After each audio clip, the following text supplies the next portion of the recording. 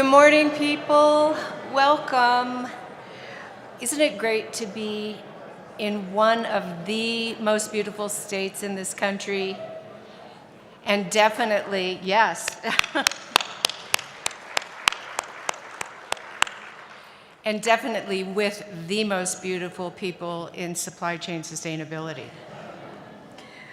My name is Joan Kerr. I'm the Director of Supplier Diversity and Sustainability, what we now call Supply Chain Responsibility, at Pacific Gas and Electric. And for those of you who don't know us, we're one of the largest combined gas and electric utilities in the United States, and our headquarters is in San Francisco.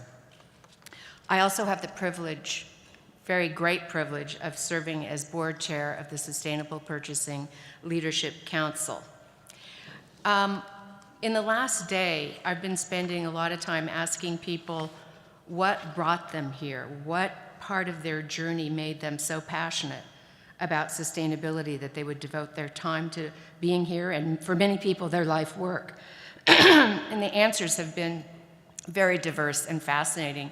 It caused me to reflect on my own journey, and I see how much of my commitment is rooted in my childhood. My parents were very committed to social justice issues and encouraged all of us to believe that other people's welfare was our concern. And I was also so lucky to grow up with forests and mountains literally in my backyard and rivers and an ocean nearby. So I think my passion for environmental sustainability came from the hours of delight that nature brought me in my childhood. So you might want to join me during the conference to ask each other, what brought you here? What is fueling your passion to continue this very important work? On behalf of the Board of Directors, I would like to formally welcome you to the 2017 SPLC Summit. We have a great program planned, as I hope you've all seen in the program. You've had a chance to download the app, with dozens of excellent speakers and interactive workshops, several very big program announcements, and our second annual awards dinner. The expo is 2 times as large as it was last year, and I got a chance to go around last night. The exhibits will be open today and tomorrow, and I hope you will as well. Really a lot of good information there. And I want to thank our sponsors and exhibitors for your support. It's so critical. Without you, we would not be able to put on such a wonderful conference. I want to also point out that we have a great treat this year, thanks to Jason Hollis of Aflac, that many of the breakouts will be recorded. So when you have that tough decision, should I go to this workshop? Should I go to that one? Rest assured that you may be able to take in both, because one of them will be recorded for future viewing. And you can take that back to your colleagues too and share with them the great information that we're going to be sharing here. I think you'll agree that sustainable purchasing has the greatest impact when we make the connections between issues and innovative solutions and suppliers. That's what we're here for. And then we shift dollars to those innovators. Because it's when sustainability innovators are rewarded that new business grows, the rest of the market takes note, and will follow. So we're market makers here. We're often the first people in to support new innovative supply chain solutions. And that's why I'm so very proud that 3 years ago, PG&E decided to be the title sponsor of SPLC Connect, the buyer-supplier matchmaker that took place last year. This year, we connected more than 300 one-on-one meetings. So I'd like a show of hands. How many of you got to participate yesterday in SPLC Connect? Great. Looks like over half. I think if you talk to those who went, if you weren't here this year, you'll want to come next year. It was really inspiring to just see the buzz, the hum in the room with people just focused on exciting exchange of information, and I think many business opportunities were flourishing in that room. The past year's been a very big year for the Council, setting us up for what we expect will be a truly great year ahead. And I want to provide a few highlights for you to show you the kind of momentum that we're building. Yeah, we had 60 new members last year. That's pretty awesome. And we're looking forward to any of you who are not members yet to come talk to us, those of us with the Ask Me button, or come by the SPLC booth at the exhibit hall to learn more about, the many advantages that you can gain through membership. So we've grown the council to more than 180 members. We launched, 4 new working groups with 70 participants. And I'd like to get a show of hands of any of you that are participating in any of the working groups. Yeah, that's one of the great benefits of membership too, because you get to come together and work with colleagues in creating the solutions that we're all seeking in sustainable supply chains. Thanks to all of you who have been devoting your volunteer time to make those working groups so successful. I'd also like to recognize Tim Meester from Best Buy. Tim, will you please stand up? There, thank you, Tim. Tim stepped up this year with a vision to make the Chief Procurement Officer Roundtable a year-round collaboration space for senior procurement leaders. So they are meeting 4 times a year through conference calls and then programming here at the summit. So if you are a CPO or you'd like to bring your CPO on board to work with this group, please talk with Tim and see how you can get involved. In our 2016 member survey, our members told us they highly value the work the council does to grow the sustainable purchasing movement as a whole. In the last year, SPLC attended more than 50 conferences representing all of us there, gave more than 40 presentations in North America and Europe, delivered 14 webinars, and doubled the number of subscribers to the SPLC Update newsletter, which I sure hope you'll be looking at because there's a lot of great information there. And of course, we have a lot of exciting program work going on that you'll be hearing about at the summit. So I won't go into detail on that now, but I do again encourage you to stop by the SPLC booth because you can hands-on try out a couple of them. You can, one, take a tour of the online member community, which contains forums, a case study library, and SPLC's Guidance for Leadership in Sustainable Purchasing 2.0. While you are there, you can also get a demo of the new SPLC benchmark platform, which is powered by SupplyShift. And you can check out a prototype product research tool that's created by Ecomedes that incorporates SPLC's guidance. I got to see that yesterday and was very impressed. I think you should all check that out. We often talk about the council as being a big tent, a tent which is broad enough to include those dedicated to leadership and sustainable purchasing from a wide variety of sectors, regions, and stakeholder groups. I belong to another group that's focused on my industry, but what I love about SPLC is I'm getting all this cross-industry and cross-organization information outside of my more narrow niche. It's a tent which is tall enough to encompass the impressive collective leadership of our members, all of you in this room, and a tent which is open at the edges as we grow this community and engage new partners. If you find the summit and SPLC's work and community of professionals as exciting, as energizing as I do, I encourage you to speak to the staff and the board about getting more involved, because this is all about collaboration and us doing it together. Rolling up our sleeves, picking the area that interests you the most in our working groups, and just jumping in. We have elections coming up for 2 seats on the board, as well as a couple of appointed seats that we're looking to fill. And so if you have any interest in those, please let us know. But there are many other opportunities to get involved as well. I'd like to say something now about SPL's commitment to walking this sustainable procurement walk. As described in our summit pre-reading packet, and thank you to the staff for that, we have some big sustainability goals for the summit itself. One of those is continuing our journey towards becoming a zero waste to landfill event. With the help of Sustainable Solutions Corporation, we've developed a great partnership with the Sheraton staff to avoid and divert waste. And this year, GreenCircle Certified is going to verify the summit's waste diversion rate. So please follow the instructions that are on the receptacles around the conference.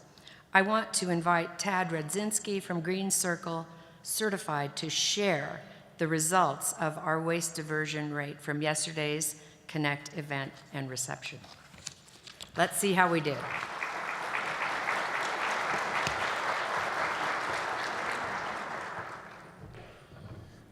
Good morning, everyone.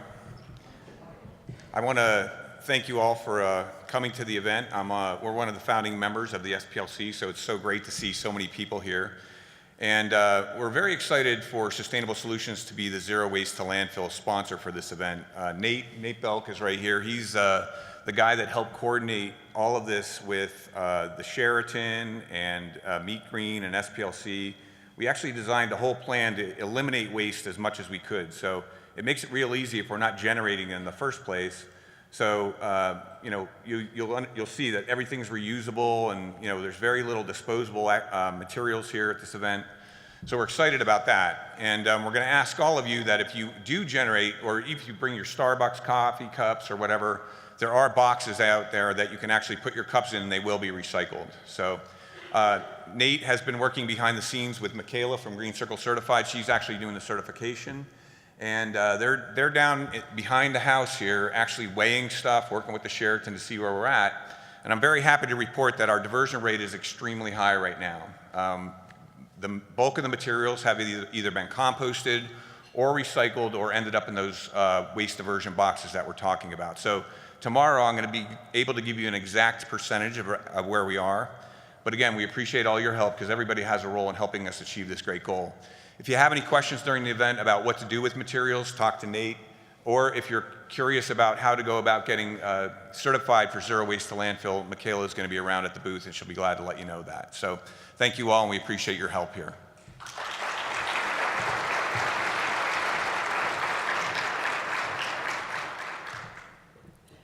Thank you all for this exciting initiative. And I know many of us go to dozens of conferences and events, and wouldn't it be great if we could bring this there too? So we have the experts here with us showing how it's done, and I know you probably, like me, cringe at every conference you go to when you see the waste. You're just going, what could be done about this? Well, here's what can be done. We have people that can help work with the conference organizers, and frankly, all of us that are sponsors of events, we should insist on it. We should say, yeah, we're going to be sponsoring, but we want it to be sustainable. That's important, predicate of our sponsorship. So I've just thought about that myself this time when I saw what was going on. I thought, why am I accepting this in a terrible, waste situation in all the other conferences I sponsor? That doesn't have to be just SPLC that's doing this. So thank you for showing us how to do it, that it can be done. And let's hope that we get a really good rate after today, folks. So pay close attention. As you know, the summit has a circular economy track this year, and we very much appreciate HP's sponsorship for helping us elevate this important topic in the program. I want to welcome Joan Ortiz, the Director of Product Stewardship at HP, to share why the circular economy is important to HP and how to see the purchaser's role in a transition to a circular economy. Welcome, and thank you, Joan.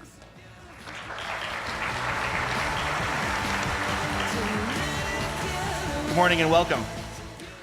HP is proud to be a gold sponsor of the SPLC Summit this year.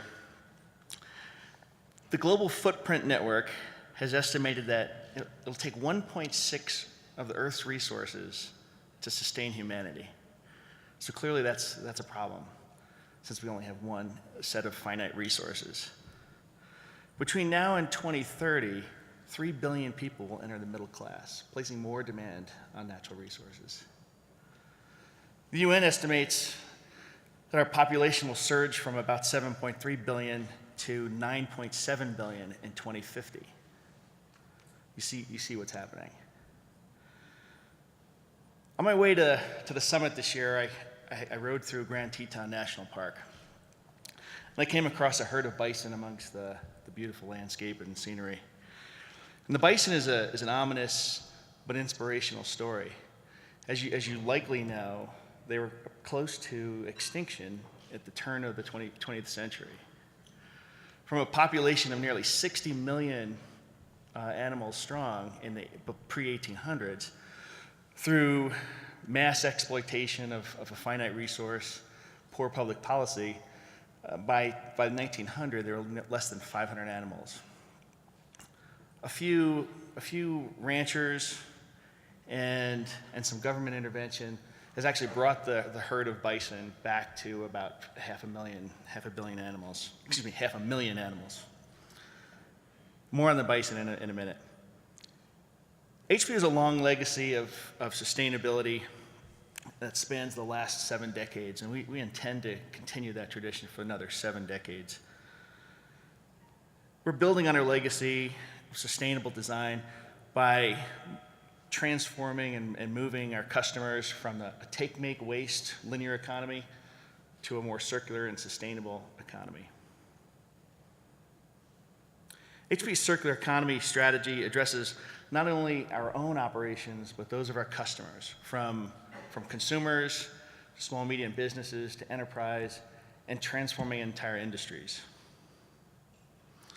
The 3 pillars of our circular economy strategy are to decouple growth from consumption, developing solutions that enable all of us to live more sustainably, disrupt industry business modules by reinventing how services and products are delivered and how our customers will use them, and then finally, digitizing supply chains and production.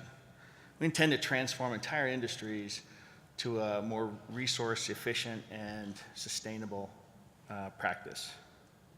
We're sponsoring a circular economy track in this program, which has 5 topics, and ahead of us today are purchasing a circular economy at 10, purchasing and a follow-on innovation roundtable this afternoon at 1. Tomorrow there's 2 concurrent events, purchasing with the end of life in mind, and product design, furniture transformed. I hope you'll join us in any or all of those sessions. Now, back to the bison. There's a few things you may not know about the bison. One is the bison is instinctively a sustainable grazer. The bison will eat only what it needs and will leave enough root structure for the grass to regenerate. Nice. And finally, my last note on the bison. When a storm hits the prairie, the bison as a herd will instinctively turn into the storm and head out as quickly as possible, thus reducing their exposure to the elements, while other members of the ungulate family will turn their backs to the storm and often perish. Global climate change, resource scarcity, these are our storms. What will we do? Will we turn our backs on it, or will we head into the storm? Thank you. And now I'd like to invite Jason Pearson and Sam Hummel from SPLC to talk about exciting new benchmarking system. Thanks.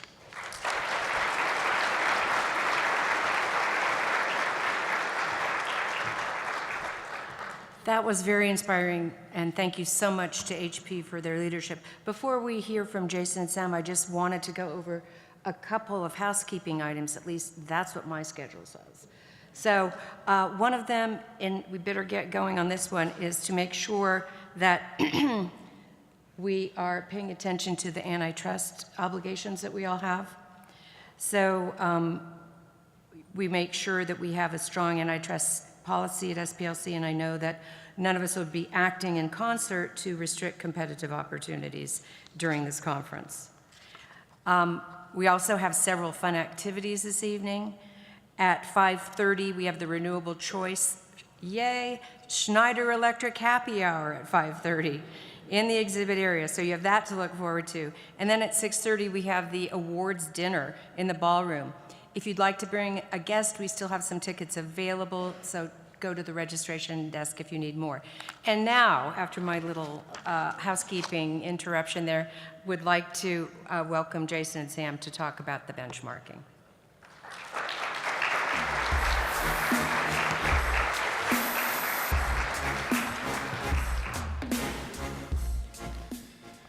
Thank you, Joan. You're not going to get Sam yet. You'll get him a little later in the program, but I am going to invite actually one of our members, Charlene Fain-Kessler, to come up to join me on the stage. Just talk briefly about how our members see benchmark before I describe for you what benchmark is and the value we see for it in the council.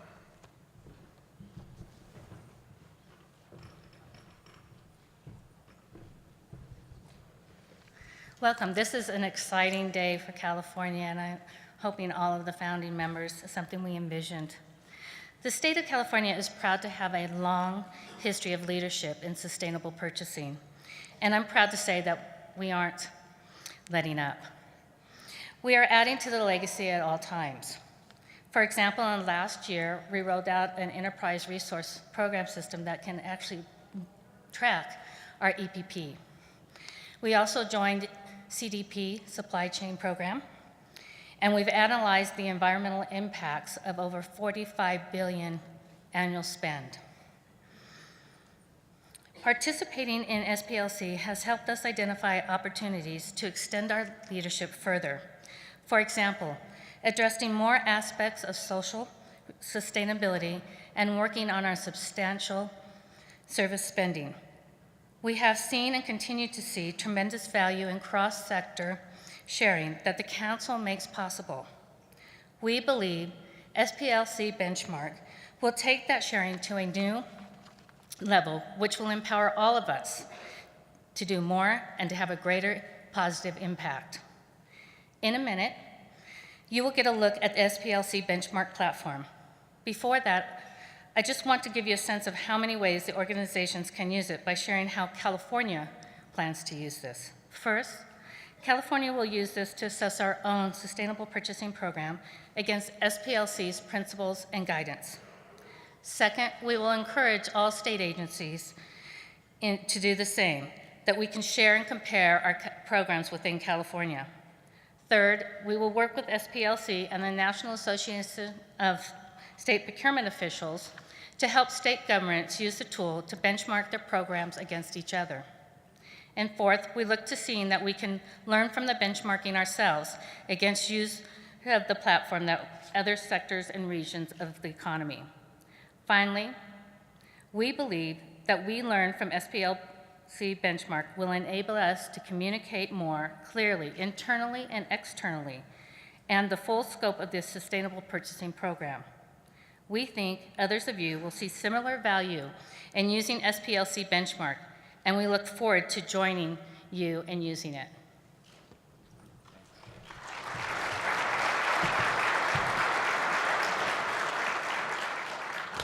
Thank you, Charlene, and thank you to all of those members who have helped to bring us to this point where we can launch SPLC benchmark.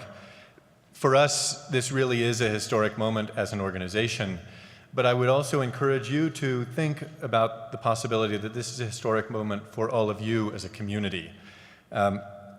This is my daughter, Sylvia, who arrived in the world a little less than a year ago. She'll have her birthday in about a week.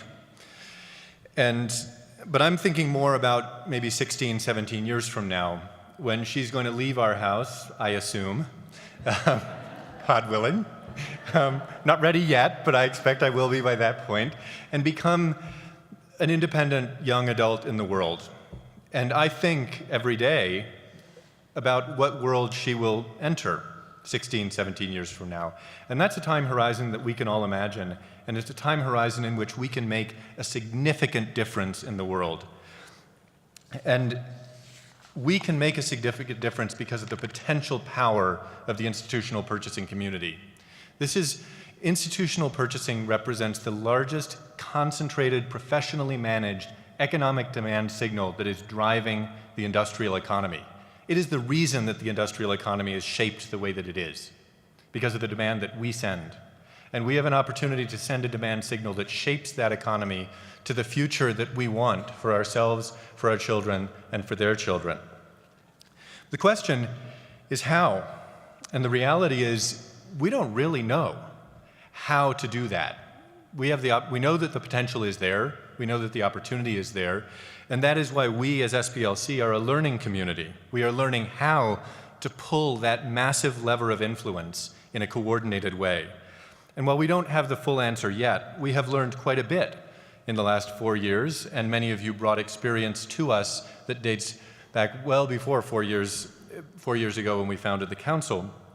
But we have learned quite a bit from your experiences and the experiences of your colleagues from the experiments that you've been conducting in your own organizations about how to exercise influence in ways that are aligned with your values to advance a positive future.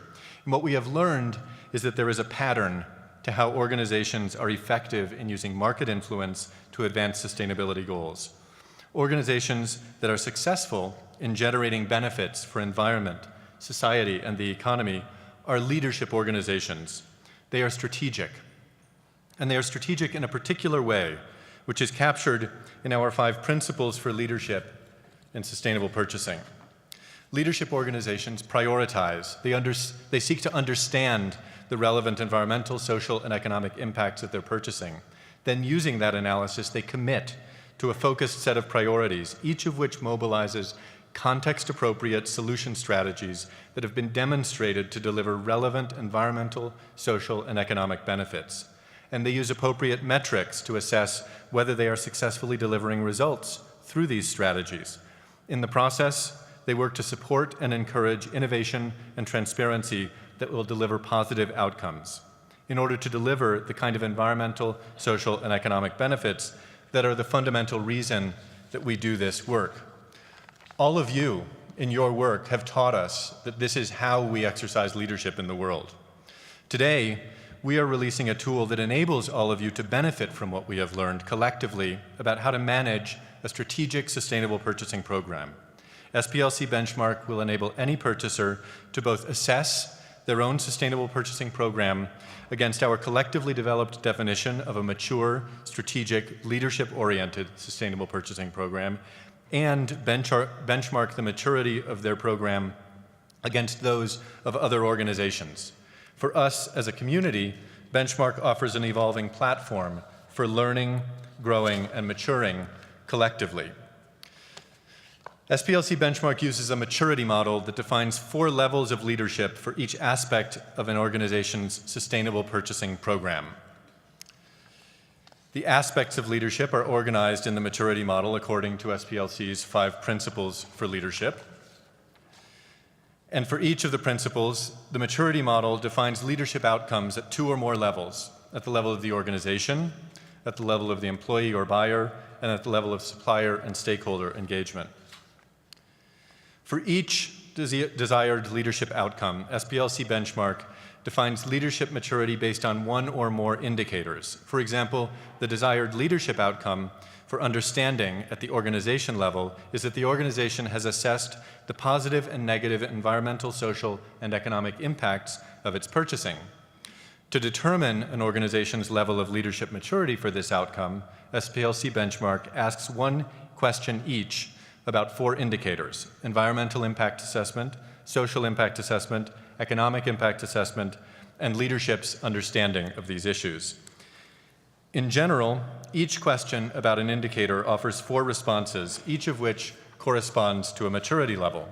For example, the second question for the social impact assessment indicator asks, how does your organization determine the range of issues included in its sustainable purchasing policy or program?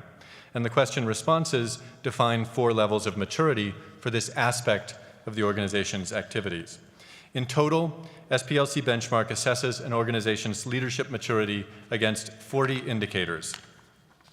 If you'd like to take a closer look at the maturity model, which is quite an eye chart, I promise you, you can download a PDF version or explore an interactive version on our website, or you can stop by the SPLC booth where we have a large format version printed out with all 40 indicators and the specific maturity levels defined for each.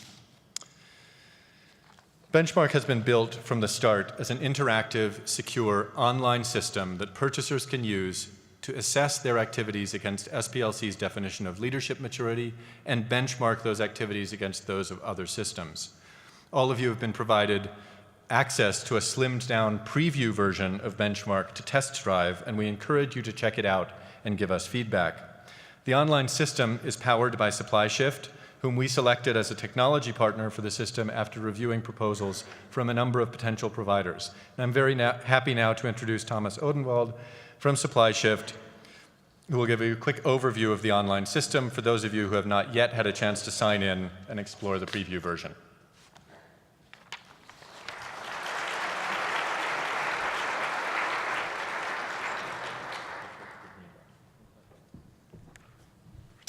Thank you, Jason. Good morning, everybody.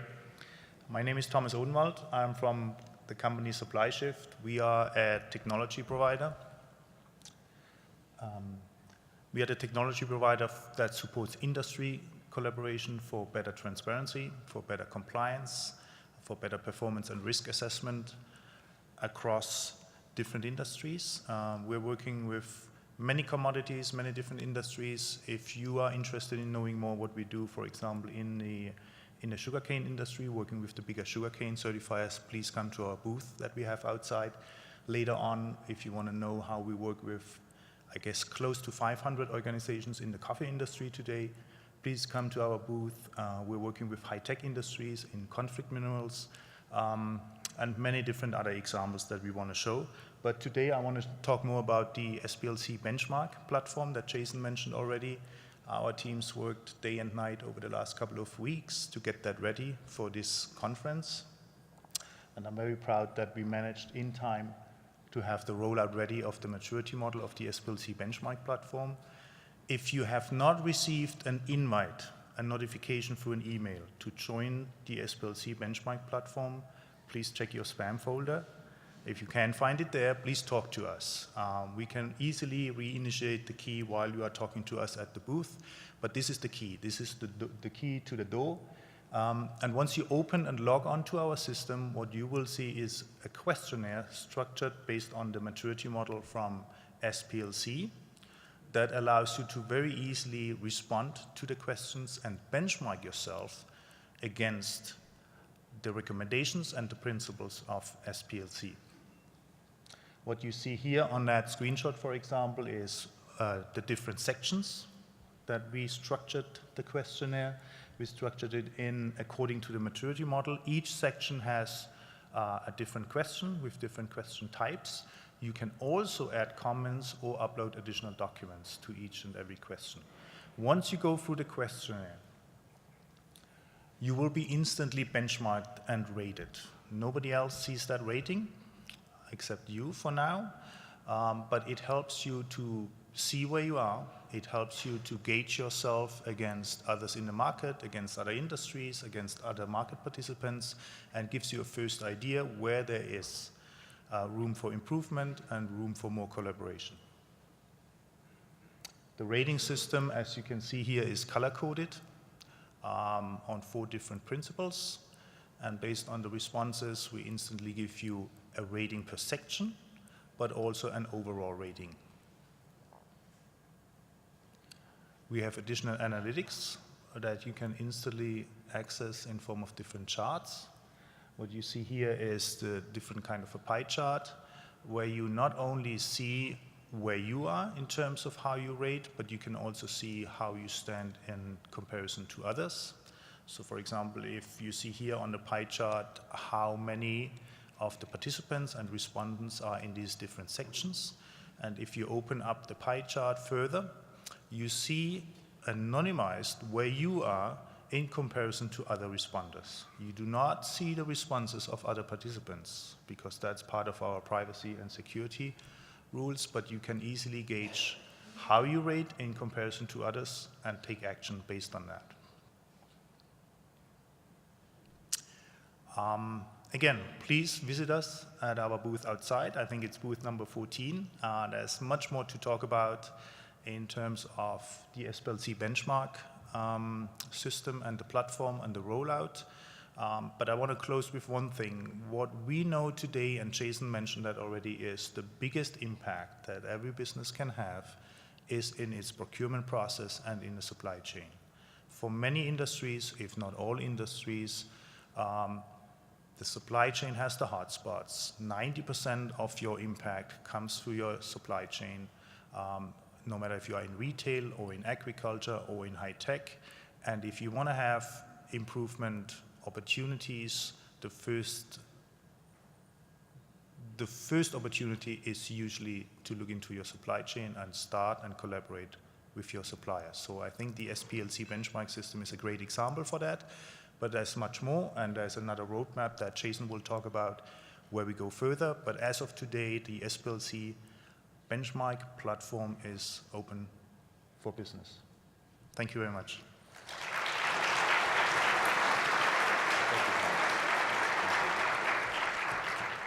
So thank you for that applause for Thomas. I'm actually going to ask you to give him one more round of applause in a moment, because as those of you who've been with us from the beginning know, we pride ourselves on being a small and nimble organization, which I think serves the members well.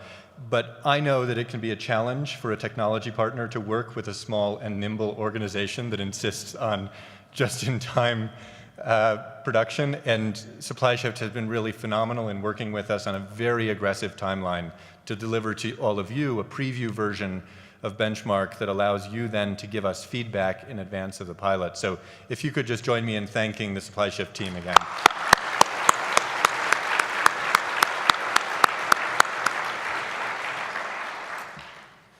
Okay, so just to give you a sense of where we are headed from here, today we have the public release of the preview version, which allows all of you to provide us input based on your experience of the system, and you've actually had that access for almost 2 weeks now. We hope you will participate in the system, test it out, regardless of your role in the marketplace. All of you, whether you're purchasers within our council or not, have been given access to the system to give us your thoughts about how the system could be improved from your perspective, and I hope that you will take the time to do that. We will then be making revisions in June based on that input, and in July we will initiate a pilot of the system with members of the SPLC and with members of the National Association of State Purchasing Officers, who are also helping financially to support the development of SPLC Benchmark. We will then make revisions based on the pilot in October, starting in October, with the ambition that we will be able to release a fully functioning version with all the features worked out in the first quarter of 2018, and that will really be the full public launch of version 1 of SPLC Benchmark.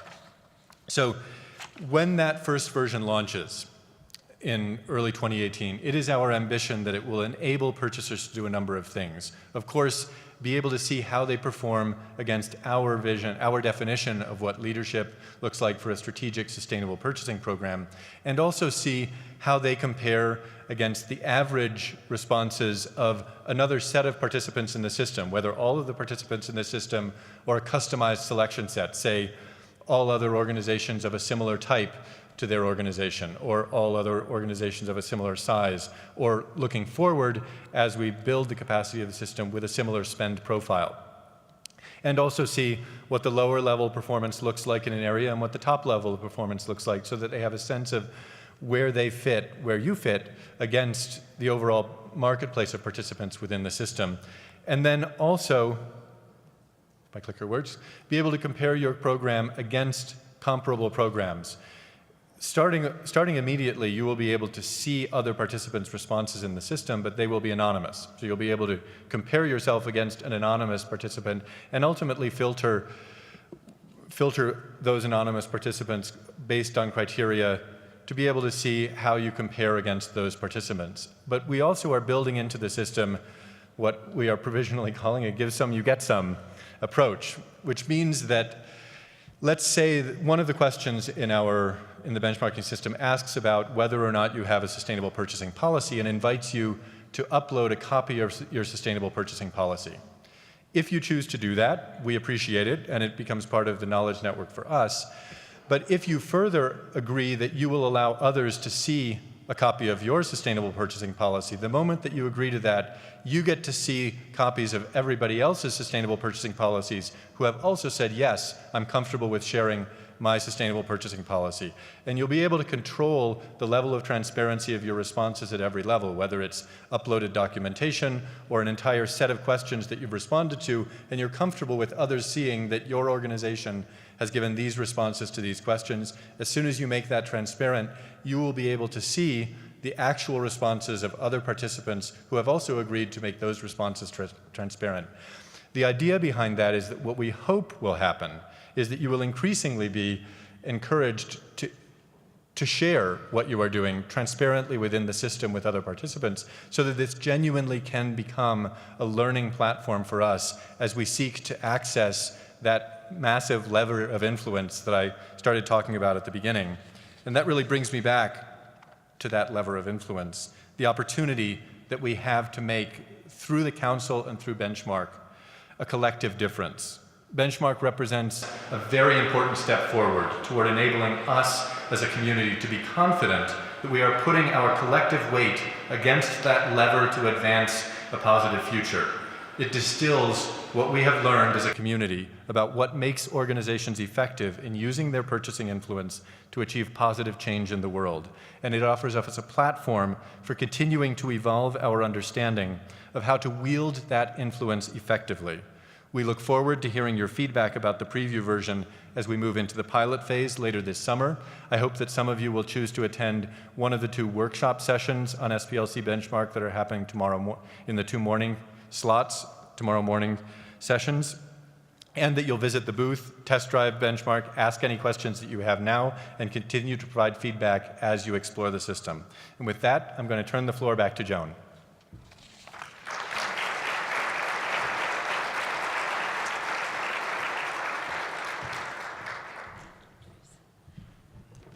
Wow, I am so excited and want to thank Charlene and Jason for their leadership in this particular initiative, which I know all of us have wanted to see, and it looks like it's going to be really great. So you have Benchmark Summer Camp waiting for you if you would like to participate and join in helping to refine it going forward. I want to introduce our keynote speaker now for this morning. And to do this, I'm going to ask all of us to shift gears a little bit. Benchmarking systems, measurement approaches, reporting platform standards, we all work with these tools. But it can become a bit intangible and technical at times. So for our keynote, we are very pleased to hear from Vien Truong, who leads the organization Green for All. It's important to connect our work as purchasers and suppliers directly to people and community to really see the potential impacts of our work. Green for All is a national initiative that seeks to build an inclusive and green economy strong enough to lift people out of poverty. Vien has a long history working in this arena, both in California and elsewhere, and her focus is making sure that funding associated with greenhouse gas reduction projects gets shared and directed towards disadvantaged communities and lower income people. Using regulations, policy, standards, she's received several awards for her work, congressional, state, regional, and local. She truly is championing the low-income communities and communities of color. Vien is a lawyer by training, with her education coming from the University of California at Berkeley and the University of California Hastings College of Law. Please join me in welcoming Vien to the stage.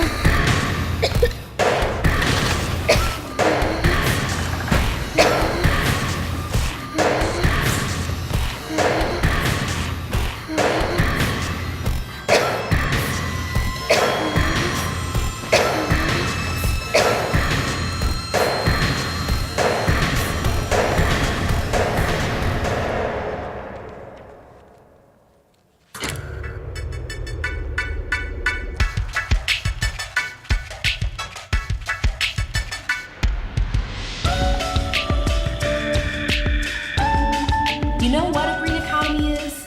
It's jobs and it's opportunity. Weatherizing homes, putting up solar panels, and building wind farms. Clean, green manufacturing. Millions of new jobs that put people to work in their own communities. Millions of new jobs that provide opportunities for people that have been left out of the old economy. That is the promise of a green economy.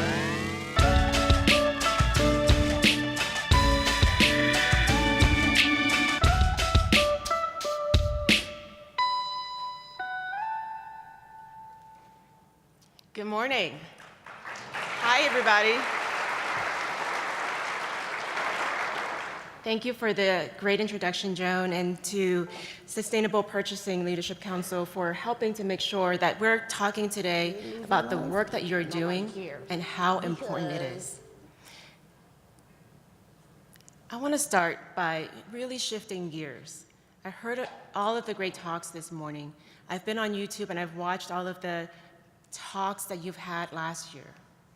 And what I think you don't know yet is how important you are and how much your work matters to me personally. So I'm going to deep dive into the heart space today. It's going to be weird, a little uncomfortable. It's not where we have been, but it is important. So let me start with a confession of who I am and why I'm here. When I was growing up, I was told that you have to look a certain way, that you have to speak a certain way and dress a certain way to be heard. And I tried and I tried and I tried. But you know what? Today, I have learned that what I have done is to move myself further from being myself, and I'm redefining success.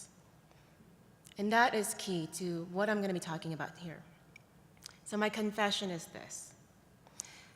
A long time ago, when I was young, and in the foolishness of a young person, I decided to do something that I could never take back and might have shifted my life irreparably.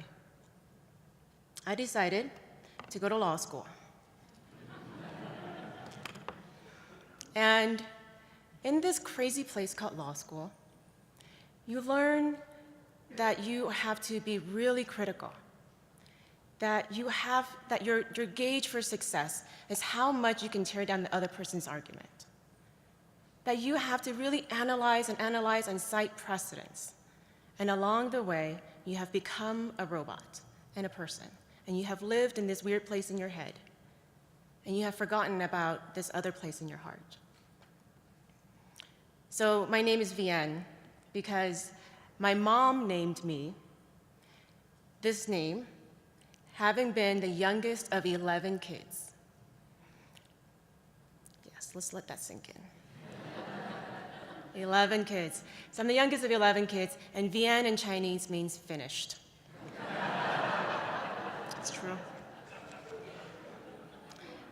And when you're the youngest of 11 kids, you kind of get forgotten, which is great for me, because I got to run the streets and go wild. And what I learned was this: who I was supposed to be and what I was supposed to do. Let me tell you a little bit about how I came to this conclusion. So my mom was 44 years old when she was pregnant with me. She was 9 months pregnant, getting into this rickety boat with 10 other kids, my dad, an 80-year-old grandma, to get into a boat so that they can row across the ocean 500 miles to Macau. It was the war in Vietnam, and they were supposed to cross these treacherous seas that have already claimed the lives of many of their friends and family. And they had to do this because they had no choice. Staying was untenable. It was too dangerous. So they did everything they could. They actually were rescued by the Red Cross, and they made it to a refugee camp where I was born. When we eventually made it to the United States, we were migrant farm workers in Portland, Oregon. And my parents used to pick strawberries and snow peas on the fields in Oregon. And sometimes I had been strapped on the back. My brothers and sisters were out there when they weren't at school. So eventually, we graduated, and we decided we have to move to Oakland, California. We had some community. The only jobs that my parents, who still didn't speak English, could find were in sweatshops. So that's what my parents did from the time I was 3 until the time I was in college, for 15 years. That's what my brothers and sisters did when they were old enough. That's what I did when I was old enough and I can help out at home. And my parents told me that our measure for your success is how far you can get away from here. How far you can go and move to another community that looked nothing like us. See, this is the weird thing about when you're growing up poor versus when you're growing up middle class or even more affluent. Our barometer for success is how far and how much we can create a distinction between our past and our future, between where we were and where we want to go. And that's different because if you were born in an affluent community, your job is to really replicate and to continue to build a lifestyle that's very similar to what your parents had. So the struggle that we had was to go from here to there. And so when I was in college, I began to understand. By the way, I went to UC Berkeley. I don't know if you heard that from Joan's introduction. That will explain everything else. We're not called Berkeley for no reason. And so when I went to Berkeley, I began to understand that the conditions of which I was growing up was not normal. That having so many kids in a one-bedroom apartment was not normal. Having drive-by shootings at my junior high school was not normal.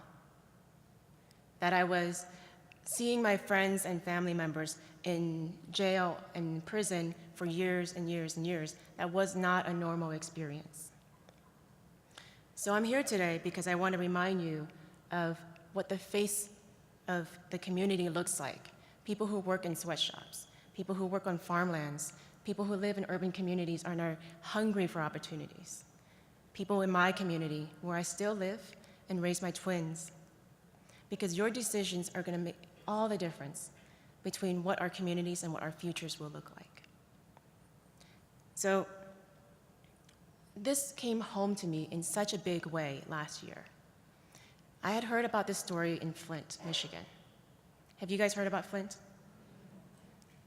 Anybody not heard about Flint? Okay.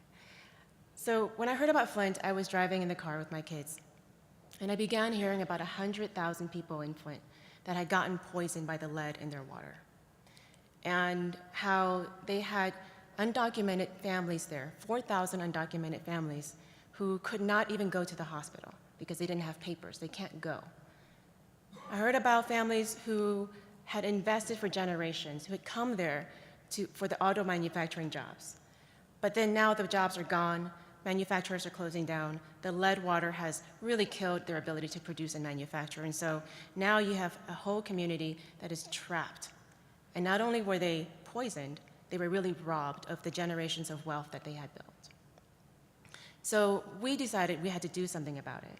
And we were going to go to be really in community and in solidarity and to ask them what they wanted and how we can be of support.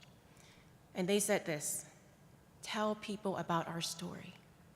Remind people that we exist. Let us know that we matter. Because they really felt like they didn't. And so we did what we could. Our organization is small but scrappy. We put together a bus tour. We packed the bus with media outlets like CNN and MSNBC and CBS and ABC, and then the new ones like Now This and AJ Plus, BuzzFeed, and a bunch of other folks. We also packed it with celebrities. Because here's the weird thing. People came to Flint because of the celebrities. They weren't there to hear the stories of the Flint residents, and that's a huge gap that we have to fix. So we packed the bus with celebrities and media outlets, and we did not only one, but 2 press conferences, and we did tours of the community, and we did all of this work to really show the story. And I want to play this video to share with you what we were seeing. I'm glad to be alive because I almost lost my life. I heard about 6 others that did lose their life. Nobody cares because it's poor African Americans. The people of Flint were poisoned. The basic human right of clean water denied. For nearly 2 years, residents of Flint have been told their lives don't matter. People want clean, safe water. It's like you don't even count. The Flint water crisis is the worst environmental racism case we have ever seen. People in Flint were not respected as full human beings, that their lives did not fully matter. And it's just a travesty. The governor let them down, and now it'd be a shame if the federal government let them down the same way. If ISIS or jihadists came up with a strategy to poison 10,000 American children, what would happen? Congress would act within 24 hours. This is an internal email within the EPA, but I'm not so sure Flint is the community we want to go out on a limb for. Of all the communities out there, Flint is the #1 place that they should have been going out on a limb for. People who put dollars over the fundamental safety of the people do not belong in government, and you need to resign, Governor Snyder. Flint, a city surrounded by some of the largest freshwater lakes in the world, was now delivering Tap water contaminated with lead. Flint's water has been poisoned with lead. Everyone's talking about lead as well. They should be. But it is actually more dangerous to bathe in chloroform than lead. You have chloroform that people are taking into their bodies every time they bathe. And this 2-year-old little boy is also not shy about showing you the rash that is all over his body. It's on his legs, arms, and face. You see the agencies showing up, and they'll test one sink, and they'll test it for copper or lead. You can't find what you don't look for. City, state, and EPA officials are ignoring the dozens of harmful toxins in the water reaching Flint's homes. Toxins that don't just enter the body from drinking the water, but are also ingested from breathing them in or through the skin, with devastating effects. State officials are still telling residents it's safe to bathe or shower in the water. In 62 contamination events in 5 years, never seen chemicals in bathtubs like this, ever. People are still getting exposed because they're still not being protected by their state government. Some people still don't know there's a problem.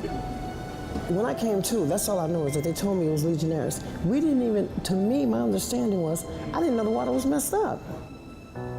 We're still being served up poison water at the highest rates. We're still sick. We are not getting the help that we need. But everything that has happened has come through the force and change caused by citizens.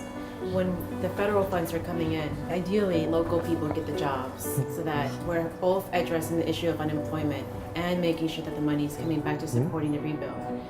GreenCircle is here because we are in solidarity with residents here in Flint, and we wanted to make sure that we're bringing national attention and really handing the microphone to Flint residents and letting them tell us what's really happening. But what has happened to our community has not broken us. It's brought us together. I'll continue to stand up and call for action from Governor Snyder and our elected officials. At the end of the day, they can look at us instead of saying, oh, those poor people, go, oh, look at those poor people. They got poisoned and they stood up and they made a difference. Hopefully it'll build itself back up.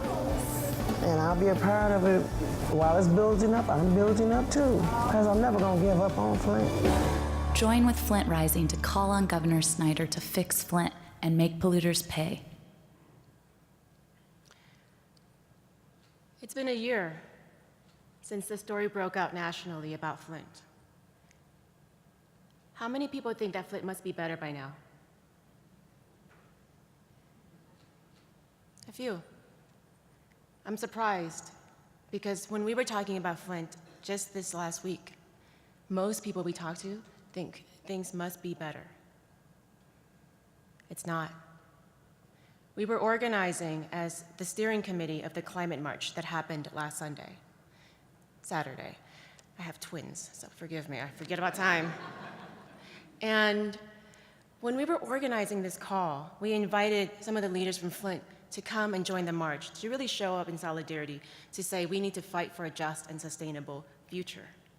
The irony, and I was so embarrassed about this, the irony is that she showed up and she said, she was literally shaking. And she said, I'm sorry, I can't stay for this meeting. She had just had a seizure that morning. And she said she is so sick, and that her son is sick, and that her family at home and her neighbors and her friends are still sick, and nothing has been done. And what they have been told is that it may take 3 more years for families to see some relief. I was really embarrassed and ashamed because I thought that we had done our work and that things were getting better, and they really weren't. And I should have known, because right after Christmas, on December 27th of last year, national news broke that even my zip code, has higher lead poisoning than Flint. Where I am raising my kids now, because of the amount of pollution in the air, the amount of toxicity in our community, my life and my kids' life is projected to be 12 years less. And it's not abstractions. The work you're doing, it's going to matter. It literally is going to be life or death for people in my community. And so we did what we could with Flint. We called attention to it again, and we created a call to action with a number of our friends and allies. Friends like Francis Fisher and Russell Simmons and Common and Van Jones and a number of other hip-hop artists and celebrities who said it is enough. We have to, we can do more. But I don't think we have really begun to pull our forces together, because right now our country, we have so much data and so little wisdom. We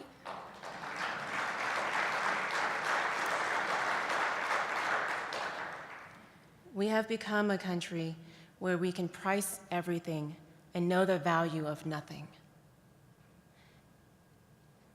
And the question is, I heard this term thrown around earlier today, the old economy, shifting the economy, building a new economy. What does that really mean? Let's unpack those ideas a little bit. When you're shaping and moving away from the old economy, what you're doing is saying, let's no longer prioritize profits over people. Let's make sure that we're moving away from these problems of pollution and poverty and worker insecurity, which has been a byproduct of the way that we have done business. Let's reevaluate the wisdom of blowing off our majestic mountaintops in search for coal. Let's begin to reevaluate how we're fracking in backyards now in search for cheaper gas and oil. And that is what's causing our water and air to be more and more polluted. This old economy is about searching for raw materials as cheaply as possible, creating great scars on our planet. This old economy is about looking for labor as cheaply as possible, which then tries to hire people at lower and lower rates, like my family, like the sweatshops that we worked in. And because of that, we're leaving people and families behind broken by industrial injuries, broken and just burdened by debts and deterioration. In search of creating products as cheaply as possible, we're creating all this toxic waste that we're then dumping back into people's backyards. Communities that have already been overburdened with disinvestment and pollution, leading to families like mine living 12 years less. Not because we're good or bad people, but because of our demographics. And so, how do we move away from that? You are literally the guards between the old economy and the new economy. I know when you're sitting at your desk, you may think I'm just making a purchase or I'm making a decision. It's paper. It's not. You're making a decision about what kind of future we're going to have. You're making a decision about where we're investing, what kind of shift we're making in our new economy. That's the decision you're making. And this fight for the new economy, it's about not just a green economy, it's not just a fight about what climate justice looks like. To me, it's the biggest ecological fight on our planet, because it's about a shift to a new energy system. Are we gonna go clean, or are we gonna go fracking and coal? It's about a shift to a new and stronger democracy, about how do we actually build up communities, not tear them down? How do we actually make sure that we understand that the decisions you are making when you're at your desk is about what kind of land, food, and water sustainability and planet do we want to invest in? It's about making the right decision, and not necessarily the easy decision all the times, to fight for their values, to fight for that future. It's about making sure that what we're doing is shifting our economy to a world we want. It's not because we have so much to lose. It's because we have so much to gain when we do this right. You see, I do policy and politics as my bread and butter, and I do it well. I've passed at least 20 state policies and implemented them across the country in the last 10 years. Policies like the ones in California where we got to work with Joan around creating some regulations on how much pollution gets emitted by big polluters and investing that money in the poorest and most polluted communities. That has created $1 billion to do affordable housing, transportation, clean energy, and all of these other amazing ways to build up the economy. And we even created this new thing called the Transformative Climate Communities, which allowed for us to leverage public and private capital, all of this stuff that my lawyer brain was used to doing. And then Trump happened. And here's the thing, I'm not here to talk about bipartisan issues or partisan issues. What I'm here to share is what has happened in the last 110 days is an assault on many families who have been suffering already in multiple fronts, whether it's from immigration or whether it's from sustainability, and the proposed budget, which will cut a third of EPA's budget. I'm not here to talk about partisan issues. What I'm here to talk about is understanding the threats that we are under right now. The clean energy economy is under threat.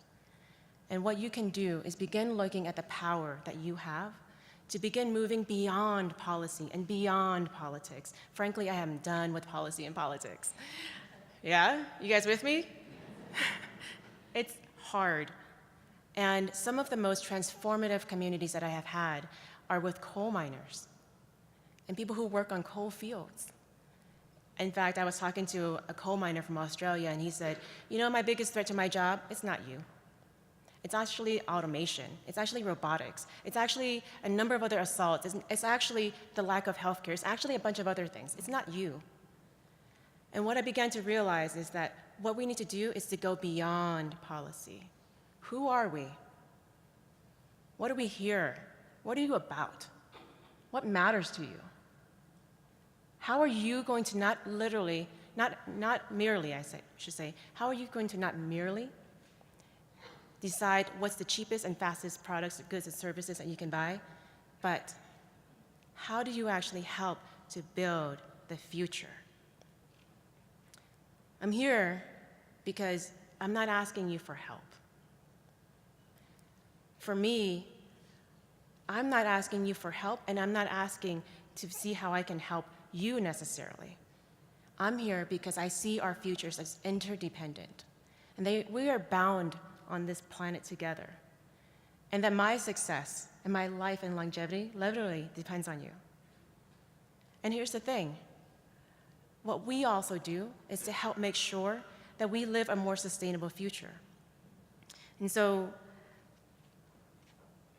I want to thank you for the work that you are doing here with this conference to really begin looking at how do we actually create that future together.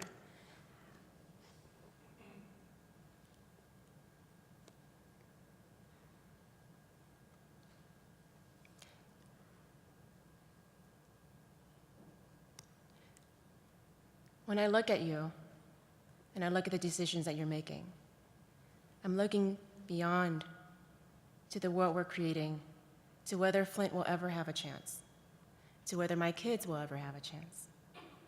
And I'm looking at you, and I'm asking you, we need you to be our heroes. Thank you.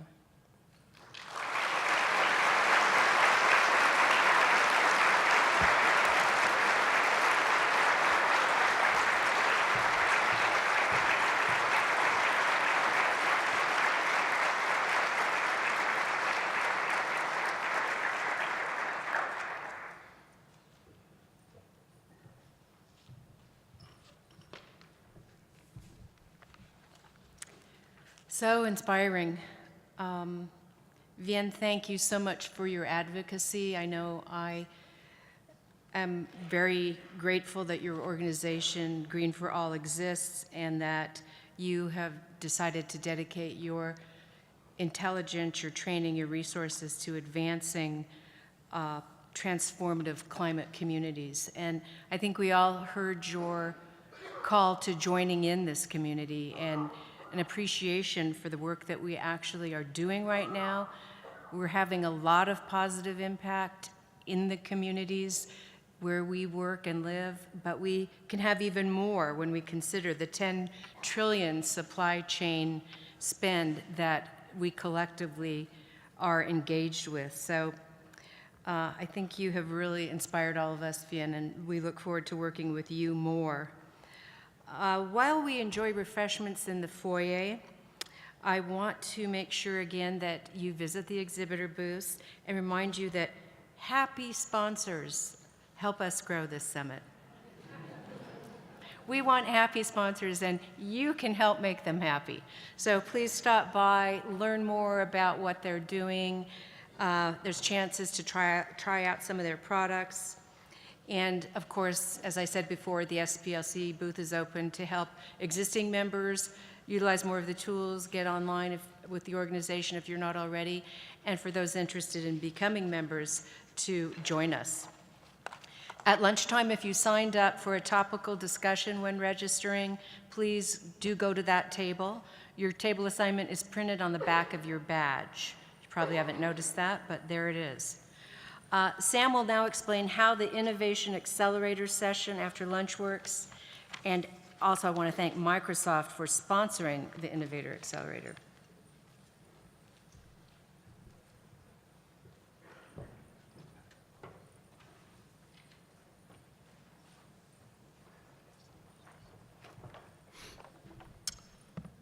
All right.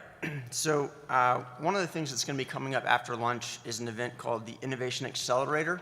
Some of you may have seen that session on the program with 18 speakers in an hour and wondered, how is that possible?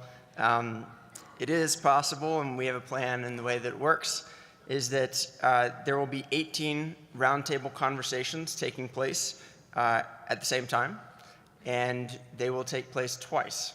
So in that hour, there'll be 25 minutes. You'll have 25 minutes to join one table for a conversation, and then we'll ring a bell, and there'll be 5 minutes to switch to your second table and have a conversation as well. And there's a table host who's hosting the conversation, and so they'll facilitate that conversation twice with 2 groups of 10 folks. So how do you figure out which roundtable you're going to go to? Hopefully you've already had a chance to look a little bit and think about which ones. And outside in the foyer, you will find things like this that have a real topic title. This is a sample topic title, a table number, and well, this is table 25. And these Post-it notes correspond to seats at the table. And so you will find the one that you want to go to, and you will take your ticket to ride. And then you'll go to another one, and you'll take your second round ticket to ride. So first round, second round, all right?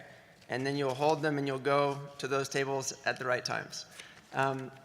If they're all gone, that means that table's full. If you're a table host, you don't need to take tickets because we've already counted you in. Let's see, are there any questions about how that's going to work? And I should also say that this Innovation Accelerator is sponsored by Microsoft Responsible Sourcing Program. We're really pleased to have Microsoft's Responsible Sourcing Program supporting the conference and the summit in SPLC and in this way. So any questions about how that's going to work before the chaos ensues?